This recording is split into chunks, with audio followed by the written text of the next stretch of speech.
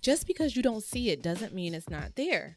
I used to go camping as a little kid, and when we would go camping, every single summer we would stay at this campsite, and we would stay in cabins, right? It was the real deal. Sometimes we stayed in tents, and we would go swimming in the lake. And I remember swimming in the lake was just like the most fun thing ever. But there was one summer that we came to camp, and they said we can't swim in the lake. And I was like, why? Everyone was like, why can't we swim in the lake? And the counselor said it was because of the evidence that they saw along the shore that there were alligators in the water. See, if you're familiar with lakes versus oceans, in Florida, of course, we have oceans that we can see very clearly to the bottom. Like you can see the floor of the ocean depending on how deep you are in it.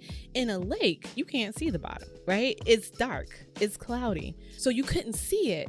But apparently alligators were there. How did the counselors know? They knew because of the evidence that was by the lake. They saw on the ground that there were steps, there were markings on the ground that gave them the indication that we couldn't go in the lake, but thank God they knew what to look for, because them knowing what to look for could potentially have saved our lives. I wonder how many of us, if we knew what to look for, if we could see the evidence that God has placed in front of us, the evidence that He's given us to encourage us, the evidence of the things that are unseen, if we opened our eyes not to the fear, the difficulty, the roller coasters, the ups and downs of life, if we instead focused on the unseen thing, which is God and what He's showing us, I wonder if lives could be saved. I wonder if people could be freed. I wonder if families' generational curses could be broken. I just wonder.